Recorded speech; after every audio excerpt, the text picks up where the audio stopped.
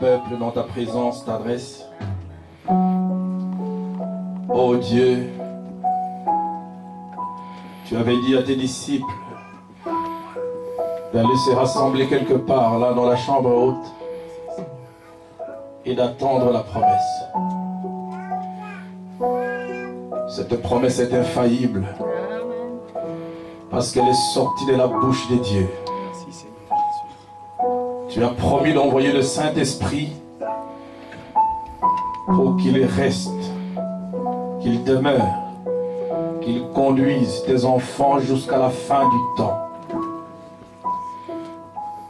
Nous croyons au Dieu qu'aussi longtemps que l'Église sera ici sur la terre, le Saint-Esprit fait ce travail.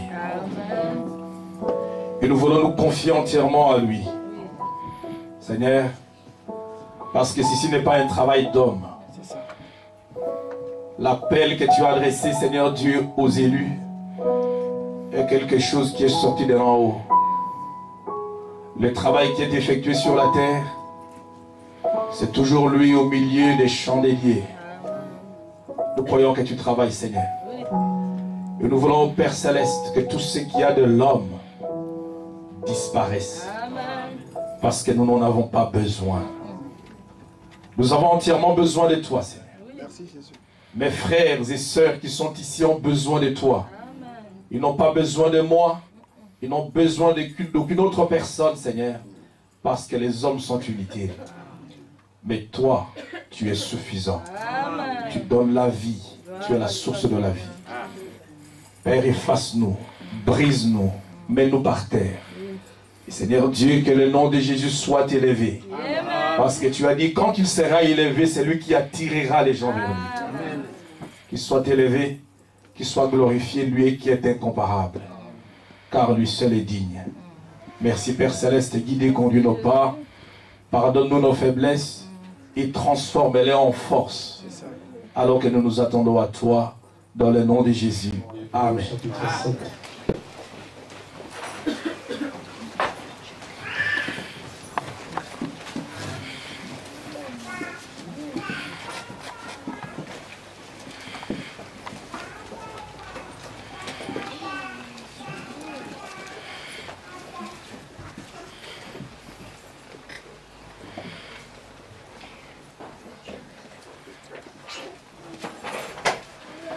On va prendre les 3 premiers versets.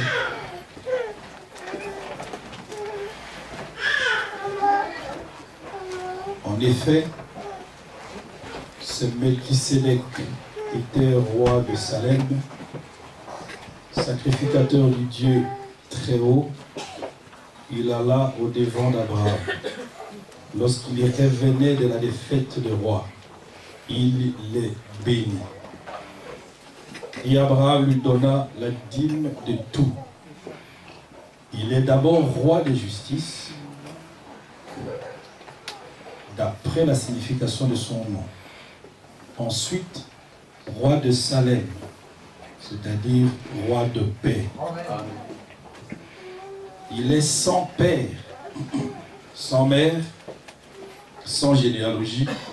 Il n'a ni commencement de jour, ni fin de vie. Mais il est rendu semblable au Fils des dieux. Ce Melchisédek demeure sacrificateur à perpétuité. Que le Seigneur ajoute des bénédictions à la lecture de sa parole. Vous pouvez vous asseoir.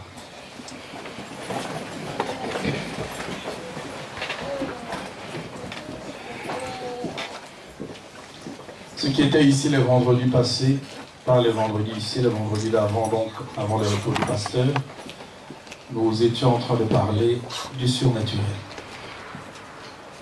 Je crois que vous vous rappelez, vous qui étiez là vendredi, on a parlé du surnaturel. Et quand le pasteur est venu, il a parlé du surnaturel. Et je vais continuer avec ce sujet, parce que dans tous les cas, même si j'avais prêché le dimanche passé, je n'aurais prêché que sur ça. Et il ne m'a pas demandé ce que j'ai prêché ici.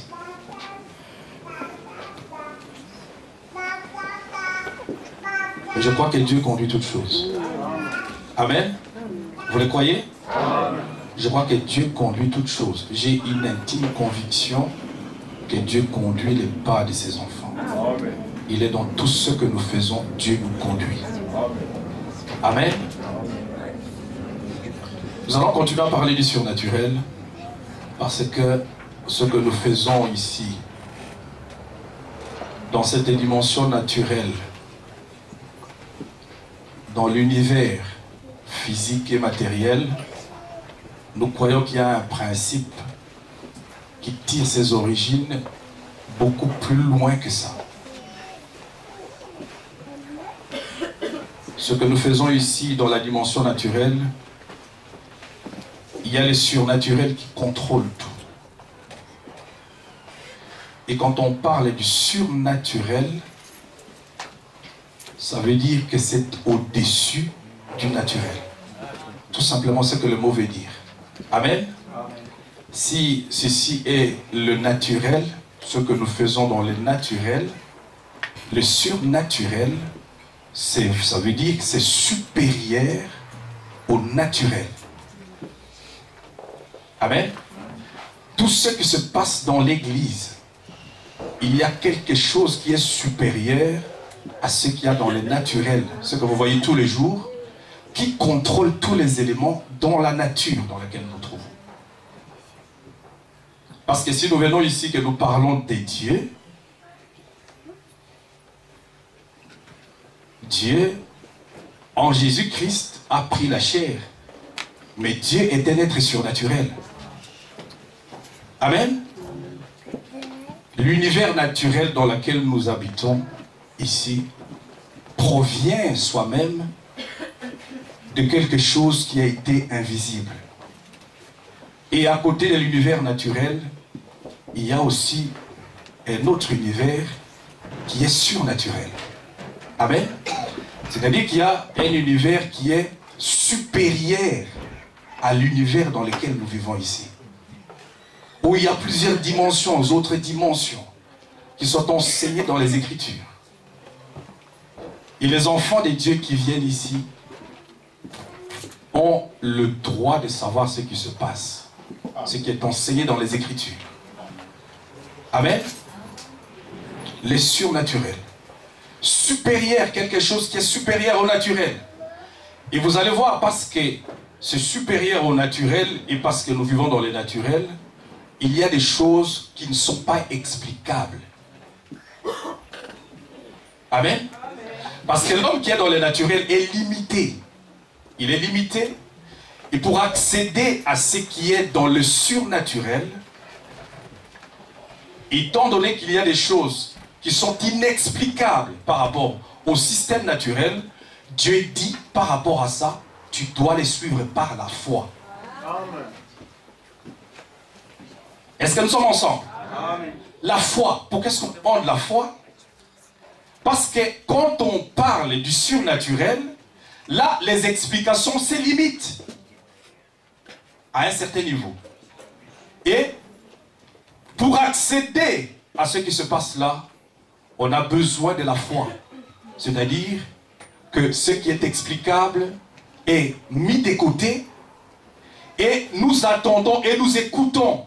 Étant donné que Dieu a voulu nous limiter, je vais vous montrer dans les Écritures, Dieu a voulu qu'on soit limité dans cette dimension et qu'on ne comprenne pas certaines choses. Et des choses qu'on ne comprend pas aujourd'hui, nous les comprendrons plus tard. Quand on ne sera plus ici, et qu'on sera, parce que certainement que nous allons progresser de cette dimension naturelle, dans laquelle nous attendons que tout soit fini, pour aller dans une autre dimension ou dans d'autres dimensions, parce qu'il y en a plusieurs. Amen.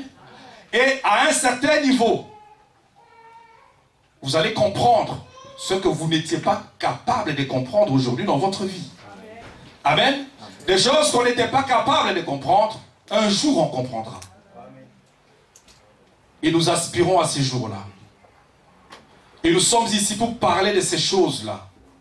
Nous ne venons pas ici que pour chercher les bénédictions matérielles. Nous en avons besoin, nous savons. Mais le but et le thème le centre de tout ce que nous venons ici faire, c'est Dieu. Dieu est surnaturel. Et Frère Branham dit, de tout ce qu'on peut prêcher, il faut qu'un prédicateur axe sa prédication sur la venue du Christ. Amen. Il dit sur la venue de Christ. Si la prédication va tourner par rapport aux choses du monde, là, vous perdez le temps. Mais il dit qu'il faut que la venue de Christ soit le centre de tous nos intérêts. Je vous lis, Frère Branham. Vous aimez le Seigneur?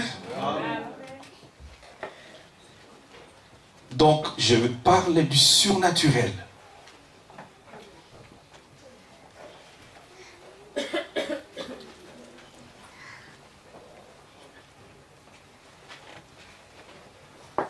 Frère Branham dit dans la prédication, quand leurs yeux furent ouverts, prêché le 12 mars 164, au paragraphe 72, il dit, je suis intéressé dans la venue de Jésus-Christ pour l'Église. Amen. Si les prophètes étaient intéressés dans la venue du Seigneur Jésus-Christ pour l'Église, nous aussi, c'est notre intérêt aujourd'hui. Amen. Et c'est le seul espoir qui reste. Tout le reste, c'est une perte de temps. Et le diable fera en sorte de nous distraire, de manière à ce que la venue de Christ ne soit plus le centre d'intérêt. Amen. Et que les autres choses de la vie deviennent le centre. Juste détourner l'attention. Mais les enfants de Dieu doivent rester vigilants. Et Dieu sait pourquoi il nous ramène pour justement vous parler et vous recentrer sur la chose. Sur l'essentiel. Amen. Dit le prédicateur devrait s'occuper de cela. Amen. Les prédicateurs devaient s'occuper de cela. S'occuper d'autre chose, ça doit être du superflu. C'est du superflu. On peut s'occuper d'autre chose, mais que ça ne soit pas l'essentiel de notre occupation. Toute notre occupation doit être centrée sur la personne de Christ, sur la venue de Christ, pour apprêter les gens, pour que les gens soient prêts et qu'ils attendent la venue de notre Seigneur Jésus-Christ.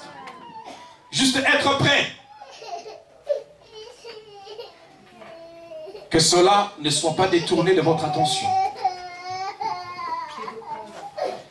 Il dit, je n'attends pas la victoire des communistes.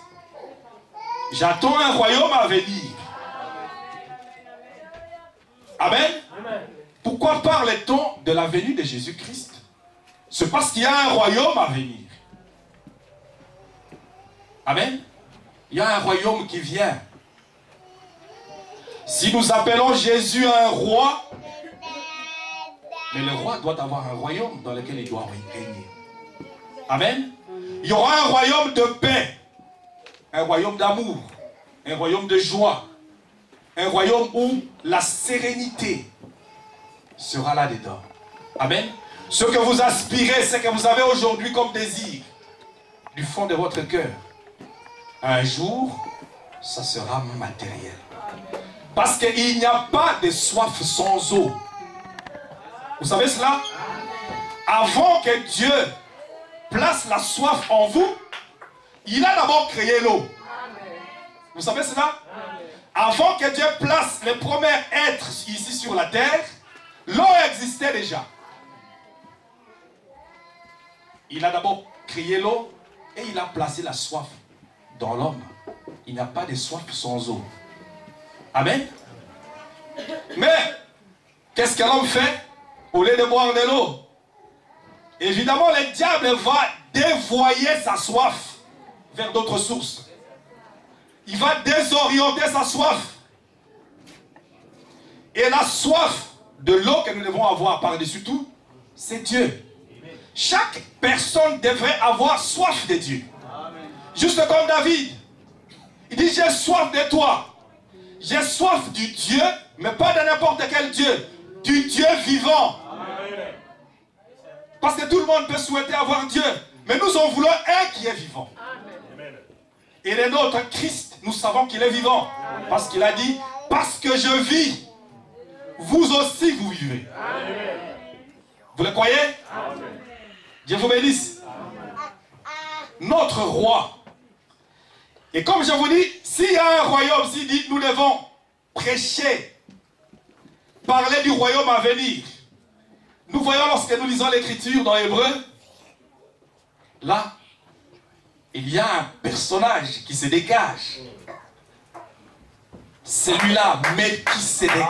Amen. Amen. Et écoutez la description de ce personnage.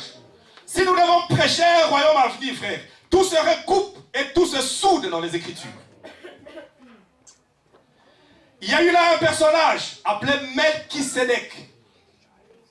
Chaque terme, chaque mot dans les Écritures a son importance. Amen. Melchisédek,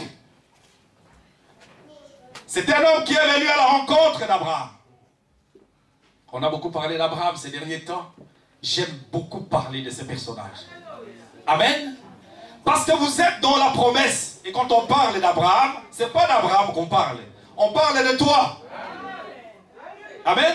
Parce que la promesse qui a été faite à Abraham et à sa postérité, il parle d'une véritable postérité qui est Christ. Tous ceux qui sont en Christ sont concernés par la promesse. Amen. Et Abraham, un jour, a fait l'expérience de cet homme appelé Melchisédek. Alors qu'Abraham était sur la terre, depuis son appel, comme on parlait ici, frère, tout ce qui concerne les enfants de Dieu est surnaturel. Il n'y a rien de naturel dans ça. Même l'appel d'Abraham, quand il a été appelé, ce n'est pas quelque chose de naturel. Il était là, frère Branham dit, il était peut-être quelqu'un qui faisait la chasse. C'était une personne ordinaire. C'est pas quelqu'un, il n'était pas quelqu'un de spécial. Mais, il dit, quand Dieu t'appelle, tu deviens quelqu'un de différent. Amen. Il dit, au départ, il était une personne ordinaire. Mais, lorsque tu reçois l'appel de Dieu, tu deviens quelqu'un de différent. Tu n'es plus une personne ordinaire. Et cet appel-là a été un appel surnaturel. Dieu l'a rencontré, Dieu lui a parlé, Dieu l'a dit, quitte ton pays. Et tu vas te diriger vers le pays que je te montrerai. Amen. Et Abraham est parti par la foi. Et vous savez, frère, vous ne savez pas, je ne sais pas de quelle manière Dieu a rencontré ton chemin. Mais il t'a rencontré quelque part. Et tu dois savoir que ce n'est pas toi qui l'as cherché. La Bible a dit que ce n'est pas toi qui l'as cherché. Jésus dit ce n'est pas vous. Ce n'est pas vous qui m'avez cherché. C'est toujours lui qui cherche le perdu. Amen. Et nous aimons cela, frère. D'une manière surnaturelle, comme on parlait de Rebecca.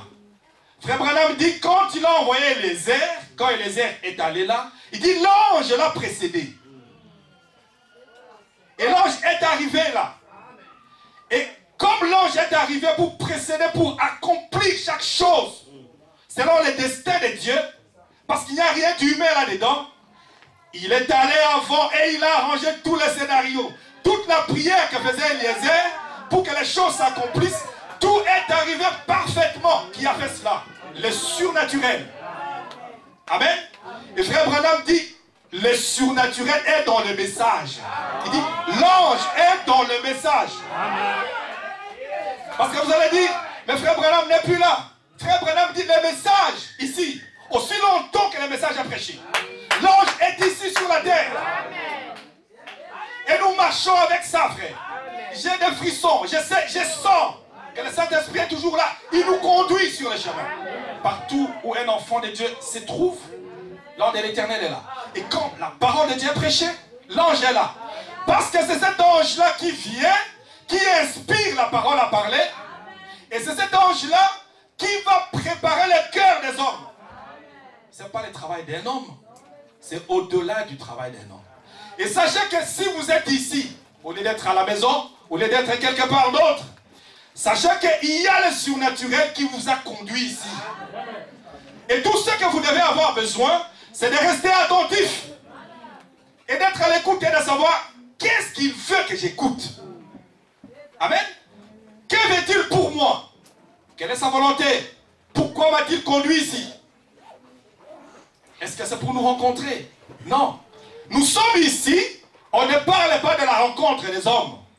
Nous avons besoin de la communion qui est créée par le Saint-Esprit. Ça, c'est la vérité. Mais nous sommes ici pour pointer le royaume, pour pointer Christ et vous parler que Christ vient. Amen. Et malgré tous les désespoirs qu'il y a dans le monde, malgré tout ce que vous voyez aujourd'hui arriver dans le monde, l'instabilité, tout ce qui se passe, sachez qu'il y a un monde à venir. Il y a un monde à venir. Et toute la lutte que vous supportez aujourd'hui, tous les combats, toutes les épreuves, sachez très bien aussi vrai que 1 plus 1 égale à 2, tout ceci sera de l'histoire. Et on comprendra pourquoi on a lutté ici, pourquoi on a lutté ici. Et nous aimerions qu'après, quand on arrive là, une personne qui arrive à la fin, cette personne-là mérite la couronne. Parce qu'il a lutté, il a combattu. Comme disait l'apôtre Paul, il dit, j'ai soutenu, je sais que j'arrive à la fin de ma vie. Amen. Je suis à la fin de la course, mais j'ai gardé la foi. Amen. J'ai gardé la foi. Et tout ce que nous avons besoin, que chacun garde la foi. Ce n'est pas la foi en moi, la foi dans la parole de Jésus-Christ. La foi dans la parole de Dieu. Gardez la foi jusqu'au bout. Amen. Il dit, je suis arrivé à la fin de la course. Frère, le fait que vous arrivez à la fin, que vous sachiez que vous allez mourir aujourd'hui ou demain, si Dieu vous le révèle, ce n'est pas ça qui compte. Ce qui compte, c'est que vous gardiez la foi jusqu'au bout. Amen. Dieu a besoin de courageux. Des gens qui sont capables de tenir la parole de Dieu jusqu'au bout. Et qui ne lâchent pas. Quoi qu'il arrive, ils tiennent la parole. Parce que quand l'apôtre Paul, frère Branham dit, quand l'apôtre Paul disait, mort, où est ta victoire?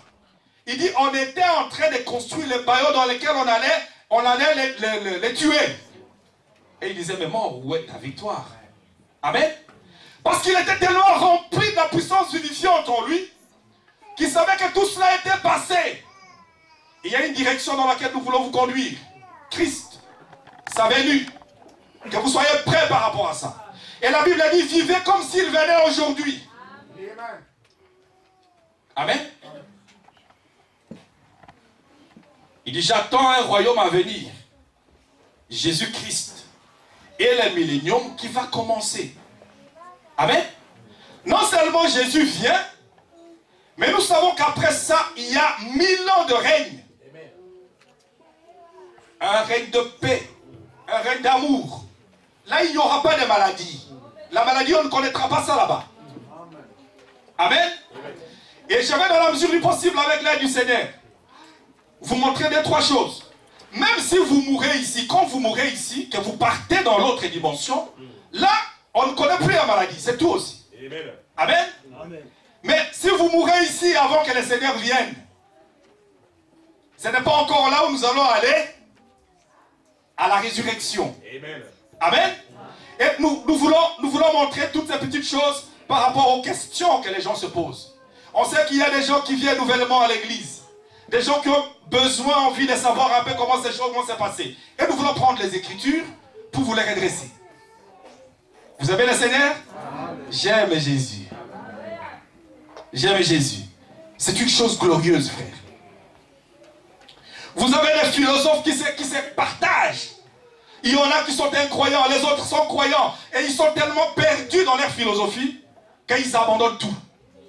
Amen. Mes frères, nous avons un royaume à venir. Et tout notre combat doit rester là, centré sur cette chose-là. L'essentiel. Nous allons vers un endroit où rien d'autre ne va là-bas que l'amour. Vous savez cela? Rien d'autre ne va là-bas que l'amour.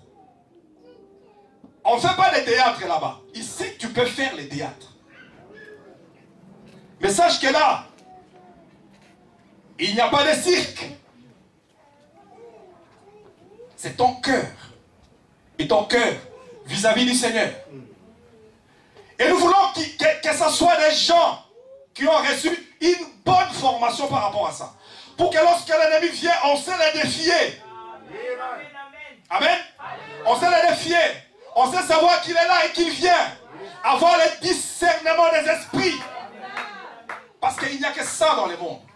Amen. Aussi vrai que nous parlons de ce surnaturel en parlant de Dieu, nous savons aussi que dans la dimension invisible, il y a aussi des esprits. Amen. La venue du Seigneur, le millénium qui va commencer, dit je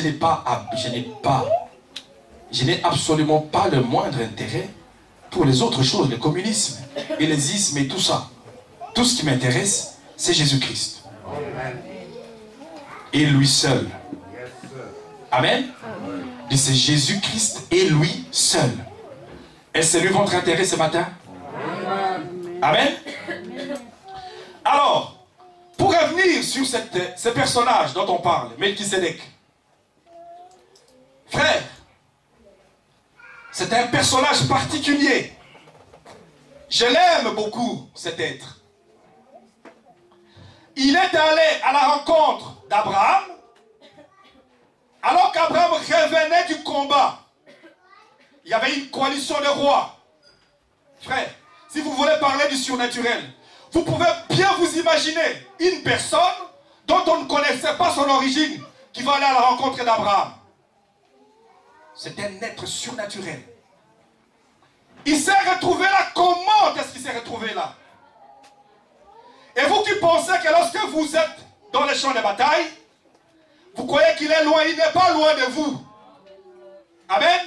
Nous savons que Jésus-Christ est avec nous pas à pas, partout où nous passons. Amen. Parce qu'alors qu'Abraham livrait les combats contre le roi, Melchisédek était là, dans les parages quelque part. Il n'était pas loin. Amen. Et c'est lui qui apporte même la victoire, c'est lui. Parce que si vous regardez comment Abraham parle de lui, il dit le sacrificateur du Dieu très haut. Amen. Et ce Melchisédek, il est le roi. Il est le roi de justice, c'est son nom. Il est aussi roi de Salem, le roi de paix. Et si nous attendons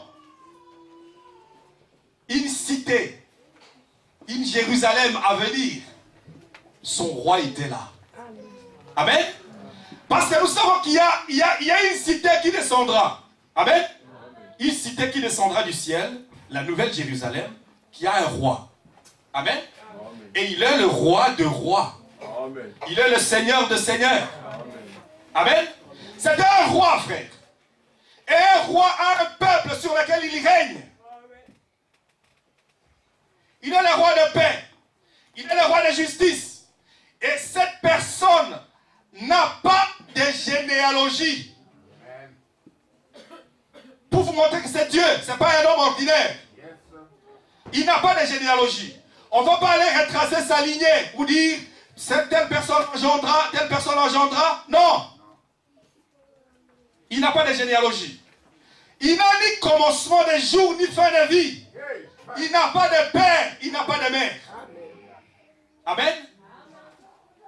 C'est Dieu. Amen. C'est Dieu. C'est Dieu. Il n'a pas de commencement de jour, il n'a pas de fin de vie. Et cette personne est allée à la rencontre d'Abraham. Ils se retrouvaient là. Vous allez dire, Dieu, je vous dis que c'était Dieu. Amen. Parce que non seulement Abraham, vous allez voir plusieurs de ses serviteurs, de ses enfants, ils ont eu affaire à cette manifestation invisible et du surnaturel. Amen. Comment est-ce que cet être s'est retrouvé là? Et sachez que Dieu est sur votre chemin, parce que vous êtes censé vivre dans sa présence. Amen. Vivre constamment dans sa présence. Et il était là. Il l'a rencontré et il lui a apporté à la fin, quand il a combattu, et qu'il a remporté la victoire, maintenant, il lui a apporté une récompense. Amen. Et vous savez, frères, nous soutenons un combat. Mais quand ce combat sera terminé, il y a une récompense qui vous attend aussi. Amen. Quand le combat sera fini, il y a quelque chose qui vous attend. Lui apporter le pain, lui apporter le vin. Et nous savons que quand tout sera fini, quand on parle ici du royaume à venir, de Jésus qui va venir, il va venir prendre son épouse pour aller quelque part. Amen. Et nous allons aller dans ce qu'on appelle la fête des noces. Et là, comme Jésus l'avait dit ici sur la terre, que le vin et le pain, là, quand il a mangé avec ses disciples, il dit, moi je ne prendrai plus ça ici avec vous, jusqu'au jour où j'en prendrai avec vous dans le royaume. Amen. Et c'est ce moment que nous attendons, frère. C'est ce moment de grande communion. Et c'est pour cela que nous devons vivre. Je veux qu'on me traite de tous les noms. Je m'en fiche. Amen. Parce que je sais que le monde ne me comprendra pas. Étant donné qu'en fait, comme on parle du surnaturel dont on ne comprend pas, un enfant de Dieu qui est conduit par le surnaturel ne sera pas compris non plus. Ne sera pas compris non plus. Amen. Et nous serons, je vais être un incompris avec lui. Mais pourvu que je reste dans la volonté de Dieu.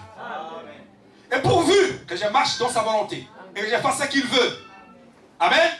Continuez à soutenir les combats. Peu importe. Peu importe la longueur de la nuit. Sachez qu'un jour, le soleil finira par briller. Amen. Et qu'un jour, tout sera fini. Et tout ceci sera du passé. Et qu'on retournera les yeux en arrière pour voir par où on était passé. Vous aimez le Seigneur?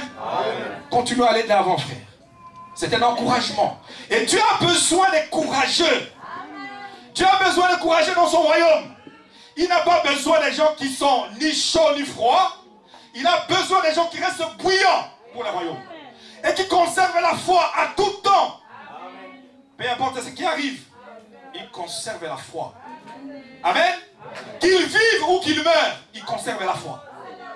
Parce que dans tous les cas, la mort n'existe plus pour un enfant de Dieu qui est racheté.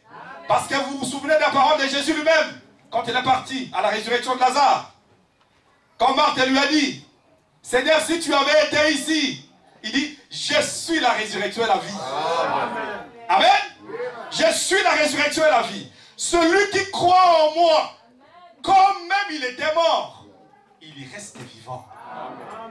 Amen. Parce qu'il y a une puissance qui engloutit la mort. La vie engloutit la mort.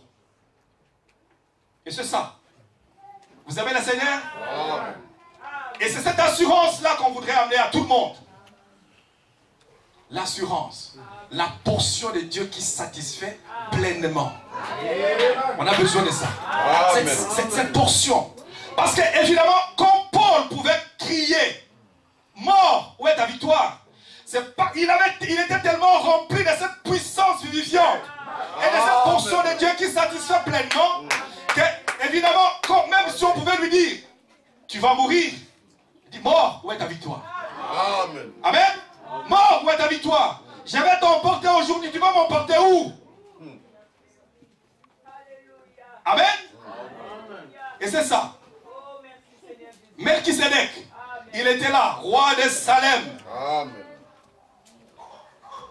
Nous l'aimons beaucoup. Parce qu'il est notre Père. Il est notre roi. Il est le Seigneur des Seigneurs. Il est le Dieu des dieux. Amen.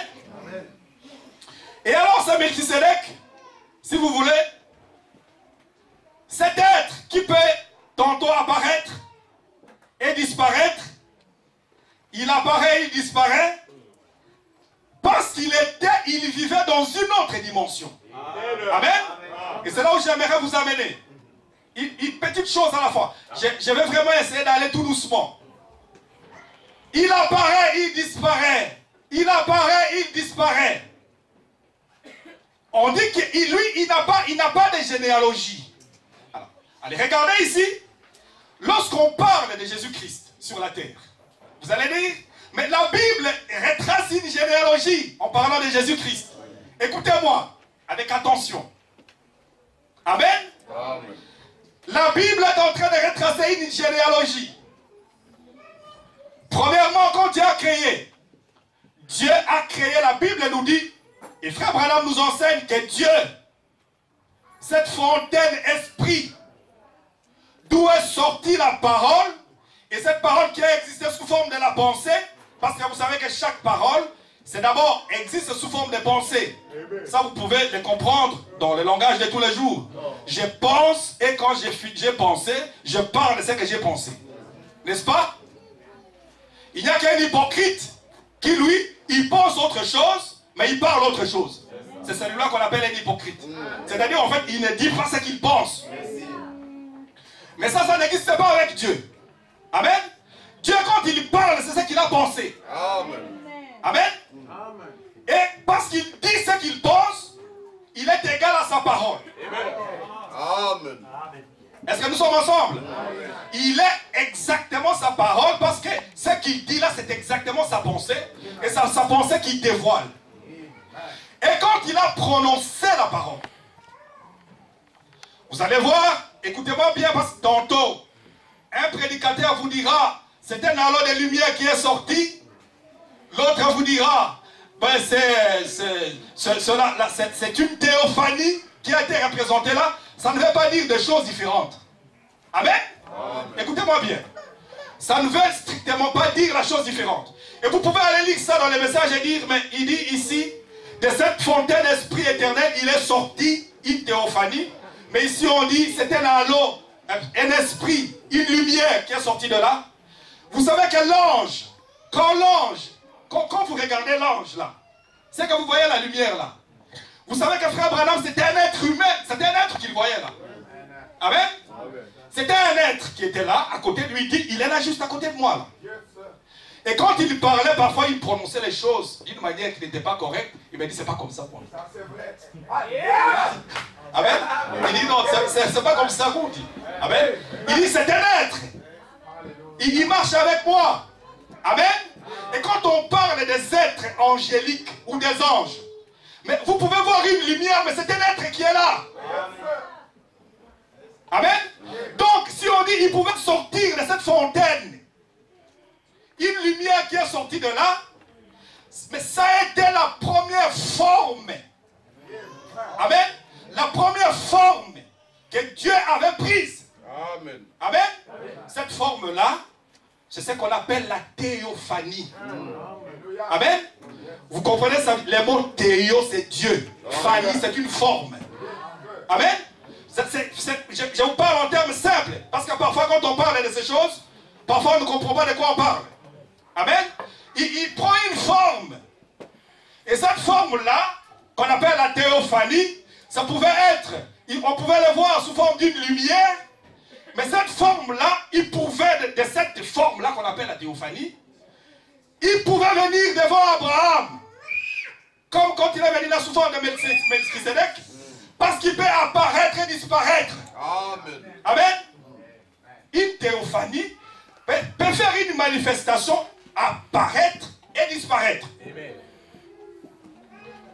Nous les enfants de Dieu qui sommes ici sur la terre, nous sommes venus ici, on a contourné cette théophanie. Amen. Amen. Écoutez-moi bien. On est ici, on l'a contourné. On n'est pas passé par là. Jésus-Christ, c'est cette forme-là qu'il avait prise avant. Amen. Et dans cette forme-là, il pouvait aller, il pouvait se manifester à un endroit où il voulait se manifester. Et tout au long de l'Ancien Testament, tantôt il était là devant Abraham, jusqu'au jour où un jour, là, ne confondez pas cette manifestation qu'il avait faite là, à la manifestation où il a pris la chair, des éléments de la chair, et dans lesquels il est entré, pour encore venir devant Abraham. C'est encore des choses différentes. Amen. Amen. Amen. Mais il y a cet être angélique.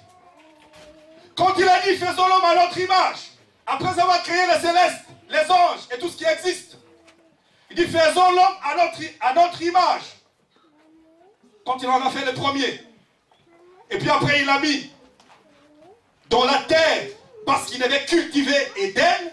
Et c'était la propriété que Dieu lui avait donnée. Et puis après, l'homme est tombé par la femme. Parce qu'écoutez-moi bien, Abraham ne pouvait pas... Adam ne pouvait pas tomber. Vous savez ça? Abraham a fait ce qu'il avait fait pour accompagner son épouse. Amen. Il a fait ce qu'il avait fait pour accompagner son épouse. Et la chute est entrée par la femme, là dans les jardins d'Éden. Et c'est à cause de cela, mes sœurs. Ce n'est pas parce que les sœurs sont moins intellectuelles que les hommes. Ça n'a rien à voir. C'est à cause du fait que la chute est entrée par la femme que Dieu lui a interdit de prêcher. Amen. Est-ce que nous sommes ensemble? Amen. Il vous est interdit de prêcher parce que la chute est entrée par là. Amen. Et pour ne pas perdre sa femme, Adam l'a accompagné parce qu'il savait que Dieu allait faire la promesse qui avait été faite. C'est que après la chute, Dieu a dit la postérité de la femme écrasera la tête du serpent. Quand le serpent a appelé la chute, Dieu lui dit la postérité de la femme va t'écraser la tête. Tu vas lui montrer les talons, mais lui va t'écraser la tête. Amen. Mais nous voyons ici, il y a un être qui vient et qui commence à apparaître. Il apparaît ici, il apparaît devant Abraham. Un jour, vous dites, il n'y a qu'Abraham? Mais non. Un jour, il a rencontré Jacob et il a lutté avec Jacob. C'était toujours le même être sous forme de la théophanie qui est apparu à Jacob. Amen. Il a rencontré Moïse. Et il est parti sous forme de la colonne de feu là. C'était un feu. Et un jour, cette théophanie, qui est en fait la forme de l'esprit se rapprochant de la forme de la chair, c'est l'étape intermédiaire, si vous voulez, de l'esprit. Quand Dieu fait sa condescendance, quand il sort de là, et qu'il descend pour prendre la forme de la chair, il prend d'abord cette forme-là de la théophanie, qui est une forme, on disparaît, on peut apparaître et disparaître. Et puis après, il est venu sous forme de la chair humaine, dans un but. Pourquoi? C'est la question qu'on pourrait se poser. Pourquoi? Parce que, évidemment, la chair, c'est par la chair que le péché est entré. Et c'est par là qu'il fallait ôter l'aiguillon de la mort. Amen. C'est par ça, par là qu'il fallait ôter l'aiguillon de la mort. Par ces moyens-là. Est-ce que nous sommes ensemble? Vous me suivez? Et donc, cet être, quand la promesse avait été donnée, je vous l'ai dit, quand la promesse avait été donnée, que la postérité de la femme allait écraser la tête du serpent, je vous dis, on vous parle ici d'une personne qui n'a pas de généalogie, qui n'a ni père, ni mère, qui n'a pas d'origine. Bon, mais alors on vous dit la postérité de la femme. Ah, ça peut commencer à être très compliqué. Hein? Ça, c'est vrai. Amen? Amen. Ça peut commencer à être très compliqué. Mais regardez comment est-ce qu'on identifie la chose. Vous pouvez prendre avec moi, prenez avec moi, je vais vous lire les prophètes, je pose des choses pour que ça soit clair. Quand on entre dans les messages, amen? Parce que je n'ai pas encore commencé. J'ai dit que 20 feuilles, ça va arriver. Alléluia! Dieu vous bénisse. Amen. Amen. Alors, si nous prenons la généalogie, parce qu'on parle de la généalogie, prenez la généalogie, prenons dans Luc par exemple. Parce que si on prend Luc au moins il retrace la généalogie d'Adam jusqu'à Jésus. Amen. Amen. Matthieu, il commence par Abraham. Alors prenez Luc, je crois que c'est 3 ou 4.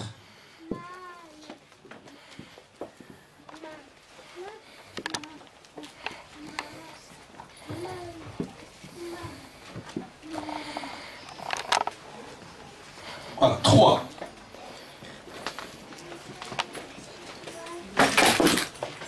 Luc chapitre 3, verset 23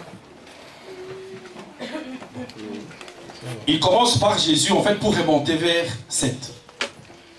Jésus avait environ 30 ans lorsqu'il commença son ministère, étant, comme on le croyait, fils de Joseph. Amen. Amen. La Bible dit, comme on le croyait, fils de Joseph. Et vous allez voir, il va remonter la généalogie jusqu'au verset 38. Fils d'Énos, fils de Seth, fils d'Adam. Amen. Donc il va remonter de Joseph jusqu'à Adam. Amen. À Seth, après la mort d'Abel. Amen. Amen. Et vous voyez, quand il remonte cette généalogie jusqu'à Joseph, mais nous savons que Jésus n'est pas le fils de Joseph. Amen. Amen. Amen. Écoutez ça à quoi je vais venir. Jésus n'était pas le fils de Joseph. Et la Bible dit, comme on le croyait. Amen. Fils de Joseph. Amen. Jésus n'était pas le fils de Joseph. Mais on remonte cette généalogie pour parler de Joseph qui était l'époux de Marie. Amen. Qui était l'époux de Marie. Donc vous voyez qu'en fait, même par rapport à la généalogie, il échappe à ça. Il n'a rien à voir avec ça. Amen. Mais quand Jésus est venu sur la terre, Dieu a totalement créé une nouvelle cellule du sang dans le sein de Marie. Amen. Et on l'appelle, il est le premier-né de toute la création. Amen. Même dans cette nouvelle création, il était le premier. Amen. Amen. Il était le premier. Donc, quand il est sorti de l'esprit dans la forme de la théophanie, de cette théophanie, il est venu sur la terre dans la personne de Jésus-Christ. Et ça, s'il y a une généalogie, ça ressemble à ça. Amen. Il n'a pas de généalogie ici sur la terre. Mais la postérité de la femme, c'est ça. Marie. Et cette généalogie que l'on suit, elle vient là-bas. Mais Jésus-Christ, c'est Dieu lui-même, Dieu tout-puissant, qui prend une première forme et qui vient rencontrer ses enfants. Parce que nous savons que le Saint-Esprit que l'on parle et qui marche avec nous, c'est Dieu lui-même. Amen. C'est Dieu lui-même. Notre appel, comme je disais, l'appel d'un enfant de Dieu, ce n'est pas, tout est surnaturel. C'est Dieu qui vous pousse dans une direction. Et c'est Dieu qui vous conduit lui-même. Par le Saint-Esprit va vous chercher. Et c'est le Saint-Esprit qui vous amène ici. Vous venez écouter la parole. Et c'est le Saint-Esprit qui vous conduit. Il n'y a rien d'humain. Amen. Mais il y a quelque chose. C'est que ici, comme dans la pensée de Dieu, quand Dieu a exprimé sa pensée, et que Jésus-Christ, le Logos, la parole, a pris forme, cette première forme qui avait été prise, dans cette même pensée existaient tous les enfants de Dieu qui sont ici. Amen. Amen. Tous qui soient ici, qui soient aux Amériques, qui soient partout où ils sont, tous étaient dans la pensée de Dieu. Amen. Amen. Et quand Jésus-Christ, quand Dieu avait projeté d'envoyer Jésus sur la terre pour venir mourir pour tous les coupables, évidemment, avant que Jésus vienne ici, tous les enfants de Dieu qui étaient en lui sous forme de la pensée, l'agneau qui devait être immolé, il avait déjà immolé cet agneau dans la pensée avant que l'agneau vienne ici. Amen. Et il avait inscrit tous les noms de ceux qui sont ici, comme de ceux qui ne sont pas ici, dans les livres de vie de l'agneau. Amen. Amen. Tous étaient inscrits dans les livres de vie de l'agneau. Tu es inscrit là-dedans. Tout le monde est inscrit là-dedans. Et nous savons, frère, parce que je suis inscrit là-dedans, dans ces livres de vie. C'est pour ça que Jésus disait qu'il n'y a que les gens que le Père m'a donnés qui viendront. Amen. Amen. Ceux que le Père m'a donnés, je n'en perdrai pas un seul. Parce que ce n'est pas une décision qui commence quand il est venu sur la terre. Non. C'est une décision qui remonte dans l'éternité. Amen. Il faut tout simplement que tu aies en toi la foi, que tu n'es pas perdu. Amen. Et il n'y a rien qui pourra te perdre. Personne ne peut te perdre. Personne n'a le privilège de te perdre. Personne n'a le privilège de te perdre ou de te dire je peux te sauver. Non. Amen. Est-ce inscrit dans le livre de vie de l'agneau avant que le monde soit. Amen. Le livre de vie de l'agneau. C'est là où nous sommes. Amen. C'est Jésus. Nous l'aimons de tout notre cœur. Est-ce que vous l'aimez? Et donc, c'est Jésus qui s'est rapproché de la terre, qui s'est rapproché dans cette forme et qui est descendu, qui est dans le ventre d'une femme sur la terre. Là, frère, s'il y a quelque chose de surnaturel, mais regardez comment Dieu montre le surnaturel partout. En ce qui concerne ton salut, il n'y a rien de naturel. Amen. Parce que ton sauveur, c'est lui qui est venu sur la terre pour te sauver, n'est pas venu d'une manière naturelle. Qu'est-ce que j'appelle naturel? Comme on a montré la généalogie ici, on sait que cette femme avait vécu avec cet homme, ils ont eu 7 enfants. Amen. Parce que, alors, ici, comme on sait qu'en fait, le sang de l'enfant vient du Père. Amen. Donc, dans la Bible, ils ont redressé, ils parlaient souvent du Père. Il est le Père de, parce qu'on parle d'engendra. Quand c'est une femme, on dit enfanta. Amen. Mais, à un certain moment, il vous montre s'il veut inclure la femme aussi. Il avait parlé de Rahab, qui n'était qu'une prostituée. Amen. Et à travers là, il te dit, cette femme et cet homme ont mis cette personne ici ensemble pour continuer la lignée. Juste pour arriver à Joseph, de manière à identifier Christ par Marie. Amen. Et maintenant, quand il parle de Marie, on sait que tout est surnaturel. Est-ce que nous sommes ensemble?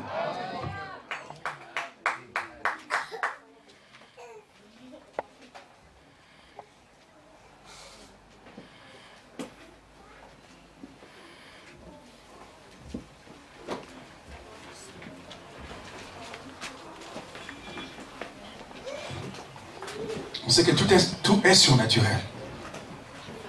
Et c'est par la foi que Marie a reçu la visitation de l'ange. Amen. Amen. Vous devez avoir la foi dans la visitation de l'ange. Marie a reçu la visitation de l'ange et la parole a crié dans son sein une nouvelle cellule du sang qui a produit un sauveur. Amen. Et en lui, il n'y avait pas de sang humain en lui. Parce que la Bible dit, dans Actes des Apôtres, que vous avez été sauvés par le sang du Dieu Tout-Puissant. Ce n'est pas un homme qui te sauve. C'est Dieu qui te sauve. Amen. Vous pouvez lui faire confiance. Et tout arrive d'une manière surnaturelle. Quelque chose de surnaturel a eu lieu là. Et Marie a conçu. Et il est né un sauveur. Et ce sauveur sur la terre, la Bible dit que Melchisédek, qui est le roi de Salem, hein, il dit il est devenu semblable à un fils de Dieu. Amen. Il est devenu semblable à un fils de Dieu. Oh là là, c'est terrible. Cet être surnaturel qui était ici, tantôt il apparaît, tantôt il disparaît. Il a marché, et après, on n'a plus jamais parlé de Melchisédek après. Amen. Quand on parle de Jésus là, quand il a pris cette forme là, après on ne parle plus de Melchisédek. Amen. Parce que tout ce qu'il était dans l'Ancien Testament, il a déversé pleinement dans la personne de Christ. Et tout ce qui était Christ est entré dans l'église, dans l'épouse. Amen. Vous avez une portion, j'ai une portion. Et nous marchons avec ça. Et c'est avec ça que nous combattons et que nous attendons la venue du Seigneur. Parce que sans le Saint-Esprit, on ne peut même pas l'attendre. Vous savez cela? Sans le Saint-Esprit, on ne peut même pas l'attendre. Dans la prédication qui est ce Melchisédek prêché le 21 février 65, Frère Branham dit ceci. Son premier être, esprit, Dieu surnaturel. Les grands êtres, il dit deuxièmement, il commença à se donner une forme, se rapprochant de la chair dans une théophanie. Amen. Il se rapproche de la chair dans une théophanie. Ça, c'est deuxièmement. Il dit, et comme on l'appelle, la parole, un corps. C'est donc, parce qu'on l'appelle aussi le logos, n'est-ce pas? C'est donc l'état dans lequel il était lorsqu'il y rencontra Abraham et qu'il fut appelé Melchisédek. Donc c'est la théophanie. Amen. Nous sommes ensemble? Il était sous la forme d'une théophanie. Il répète encore. Maintenant, nous allons y arriver et prouver cela dans quelques minutes, dit, si le Seigneur le veut. Il dit, au paragraphe 58, il dit, il était la parole, une théophanie, c'est quelque chose que vous ne pourriez pas voir. Amen. Amen. Amen. C'est quelque chose que vous ne pourriez pas voir. Ici, dans cette salle, je crois que Christ est ici. Je sais que les anges sont ici. Mais ils sont dans une autre dimension que tu ne sais pas les voir. Amen. Amen. Il dit, tu ne sauras pas le voir. Cela pourrait être ici même. Frère Branham dit, paragraphe 58. En ce moment, et vous ne pourriez pourtant pas le voir. C'est pareil, eh bien, il dit c'est pareil à la télévision. C'est dans une autre dimension. Des gens, en ce moment, se déplacent dans cette salle en chantant. Il y a aussi des couleurs, mais l'œil est sensible. Il dit, ou plutôt, tout votre être est sensible aux 5 sens. Et vous n'êtes sensible qu'à ce que vous pouvez voir dans les limites de la vue. Mais il y a une dimension qui peut être perçue après transformation. Amen. Paragraphe 59 dit, la télévision ne fabrique pas d'image. La télévision ne fait que la conduire dans un circuit. Et ensuite, l'écran des télévisions la capte. Mais il y a l'image pour commencer. La télévision était là lorsque Adam était là. La télévision était là lorsque Élie était ici, sur le mont Carmel. La télévision était là lorsque Jésus de Nazareth marcha sur les côtes de Galilée. Amen. Mais c'est seulement maintenant que vous le découvrez. Amen. Il ne l'aurait pas cru en ce moment-là. Vous auriez été traité de fou si vous aviez dit quelque chose comme cela.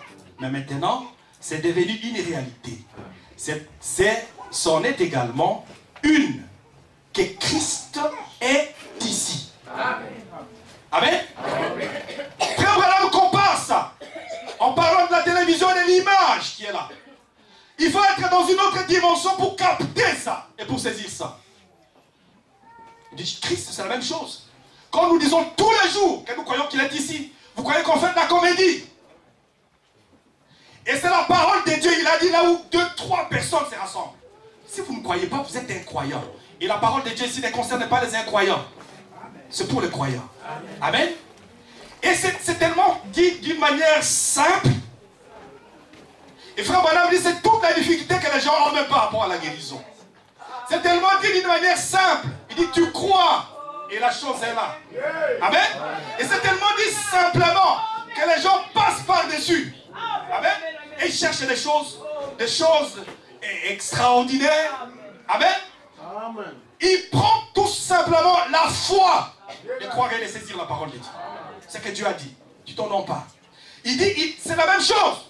Que de la même manière que l'image traverse ici, tu ne vois pas. De la même manière que Christ est ici, mais tu ne le vois pas. Parce qu'il est dans une autre dimension. Amen.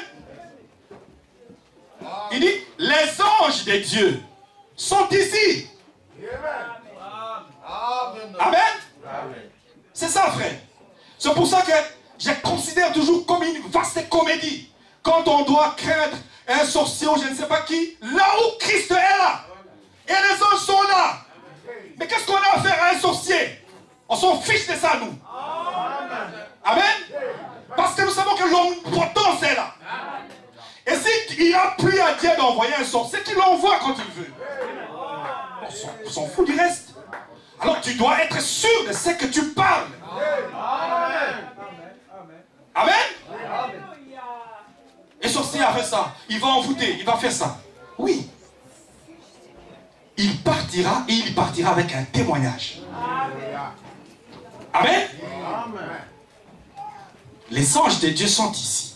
Et un jour, dans les grands milléniums, écoutez bien, à venir, ça sera plus réel que la télévision ou n'importe quoi d'autre. Parce qu'ils sont ici. Frère Branham parle du millénium.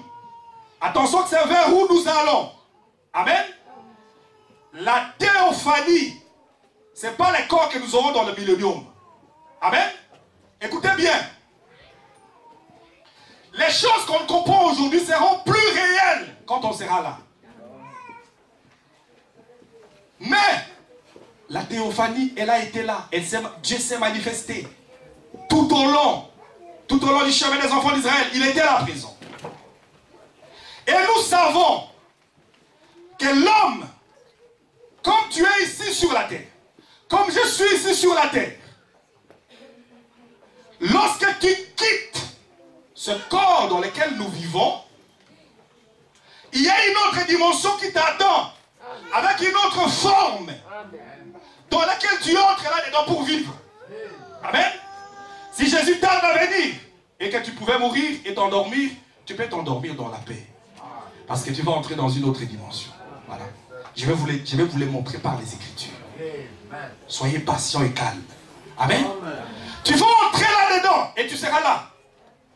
Juste là. Dans cette dimension-là. La théophanie que l'homme a contournée parce qu'il n'est pas passé par la théophanie pour venir sur la terre. Si tu meurs avant la venue du Seigneur, tu entres là-dedans. Amen. Parce que là, tu vas te reposer en attendant. Et c'est ça qu'on parle. De ce que je disais vendredi, des âmes qui sont sous l'autel. Ils sont écrits, ils attendent jusqu'à quand? Parce que cette théophanie à la résurrection, il faut que la théophanie revienne. Parce que la Bible dit, nous n'allons pas dévancer ceux qui s'endorment. Amen. Il y en a qui sont là, qui s'endorment. Mais s'ils sont partis dans la même dimension où vous allez aller après, alors, c'est pas la peine qu'ils disent qu'il y a une partie qui ne va pas dévancer les autres. Amen. Il dit, nous les vivants, nous n'allons pas les dévancer. Et non plus, c'est parce qu'ils doivent venir d'une dimension. Reprendre un corps glorifié. Amen. Ou tous ensemble avec un corps qu'on appelle glorieux ou glorifié. Et ensemble, nous allons à la rencontre du Seigneur. Donc, de la théophanie à un corps glorifié, vous allez à la rencontre du Seigneur. Parce que la théophanie, elle ne mange pas. Amen. Elle ne mange pas. Elle ne mange pas. On ne mange pas dans cette dimension-là. Mais, dans un corps glorifié, on mange. Amen. Si vous allez aller boire du vin, hein, dans le royaume là, hein, bon, et bien si on ne mangeait pas, mais non, là tu vas aller manger. Amen. Et dans ce corps-là glorifié que tu régneras dans le millénium avec lui. Amen. Mais en attendant, si tu t'endormais, il dit si le Seigneur vient aujourd'hui, nous qui serons restés vivants, on ne va pas les dévancer. Parce qu'il faut qu'ils reviennent. Et il faut qu'ils reprennent un corps ici. Et ces gens-là, pour vous montrer qu'en fait ils sont vivants, ce ne sont pas que des pensées et un esprit. Vous savez que Moïse, les anges l'avaient enseveli quelque part. Amen. Élie était parti de l'autre côté. Mais un jour, sur la montagne de transfiguration, ils étaient là. Amen. Ils étaient là. Ils les ont vus. Mais c'est dans leur théophanie. Amen. C'est dans ce corps-là. Ils sont toujours là. Samuel, c'est la même chose. Avec la dizaine de bonne aventure. Vous vous rappelez? Vous savez qu'un enfant de Dieu, quand il meurt, la mort n'existe pas. Il vit tout simplement quelque part. Amen. Il vit quelque part. Et ça, ayez l'assurance que lorsque vous sortez d'ici, vous vivrez quelque part. En attendant. Amen. Et frère Branham est allé là-bas aussi. C'est de tout ça qu'on avait parlé ici quand vous n'étiez pas ici. Il faut venir aussi en semaine, frère. Hein? Frère Branham est allé là-bas. Et pour vous montrer qu'en fait, il y a encore d'autres dimensions au-dessus, il voulait lui-même voir Jésus. On lui a dit non, non, c'est pas maintenant. Parce qu'il est dans un autre niveau plus haut. Amen. Il est dans un autre niveau plus haut. Il faut attendre. Il faut attendre. Il faut avoir la patience. Amen. Lorsque vous sortez d'ici, sachez qu'il y a une autre tente qui vous attend de l'autre côté. Et vous devez rester, frère. Et sachez que là, frère Branham donnait l'exemple d'un enfant qui est dans les ventres. Parce qu'il dit, si vous pouvez commencer à penser, mais est-ce que je n'aurai pas la nostalgie de la terre? Il dit non, non, non, non. Il dit c'est comme un porc. Il dit c'est comme si tu étais un porc là avant. Hein? Et que tu étais vautré dans la boue. Hein? Il dit, et que tu étais élevé au stade d'humain. Et qu'on te disait, parce que le porc, bon, il se sent peut-être probablement bien dans sa boue. Hein? Il dit, si on lui disait, maintenant tu peux retourner un peu te vautrer dans la boue. Là, il va dire, non, non, non. Il dit, si on te dit maintenant, redeviens porc et va te vautrer dans la boue, je crois que tu garderas un peu la condition humaine. Et frère Branham dit ça ici, multiplié par ça par des milliers de fois. Amen. Il dit, c'est comme un enfant qui est dans le ventre d'une mère. Cet enfant est là-dedans, il est confiné dans un ventre. Il dit, cet enfant, évidemment vous êtes ici dans la nature, vous contemplez les arbres, vous contemplez la nature et tout ce qu'il y a ici.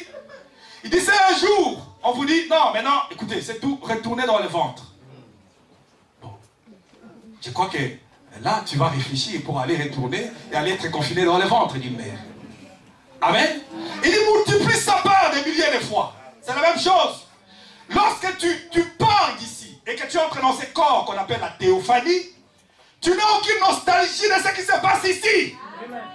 Parce que tu es bien là-bas. Amen. Tu es bien là-bas. Et là, le travail est fini. Les peines sont finies. Et nous aspirons, c'est de ça que nous aimerions vous prêcher. Pour que ça soit votre aspiration. Amen. Jésus. Et vous savez, pour vous montrer qu'en fait, de cette dimension-là, il faut qu'on revienne de la théophanie, si vous mourrez avant, reprendre un corps ici, pour avoir un corps glorifié, pour aller à la rencontre du Seigneur. Jésus lui-même en a fait la démonstration. Amen. Nous sommes ensemble.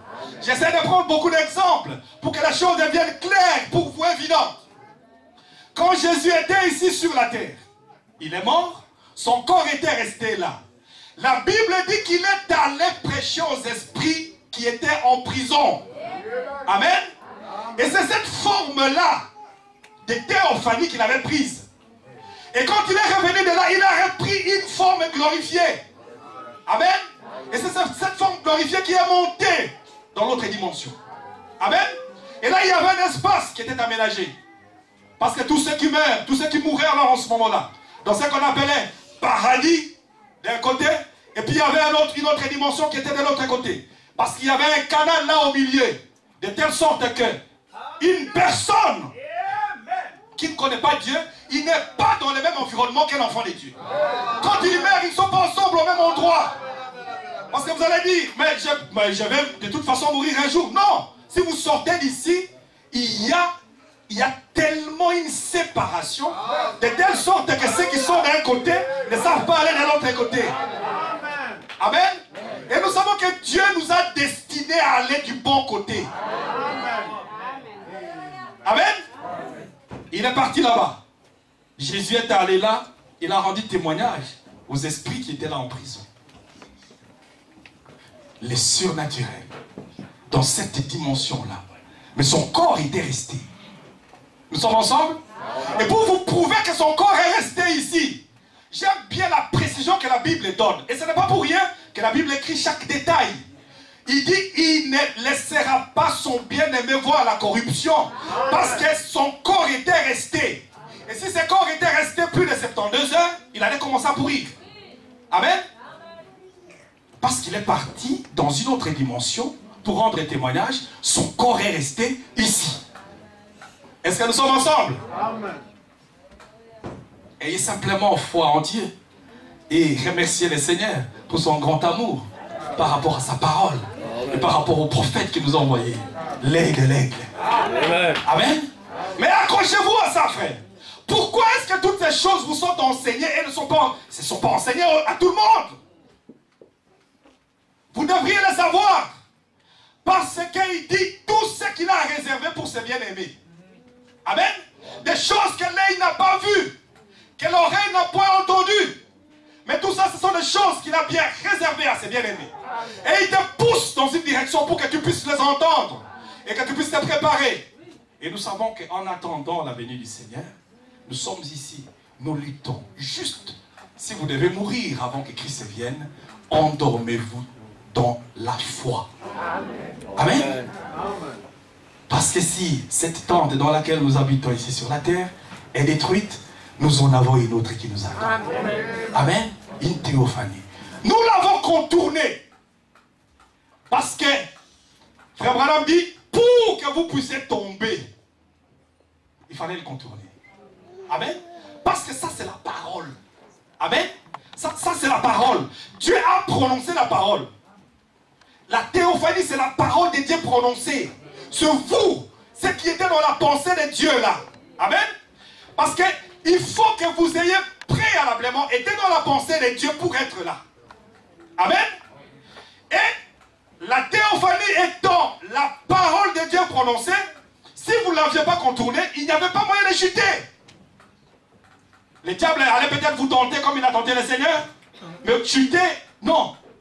Amen.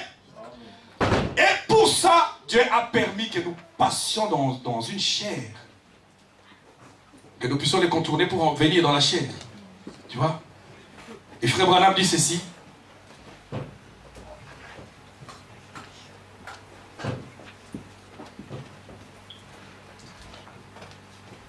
Frère Branham dit ceci. Or Dieu, au paragraphe 64 de la prédication donc qui est Melchisédek, prêché le 21 février 65.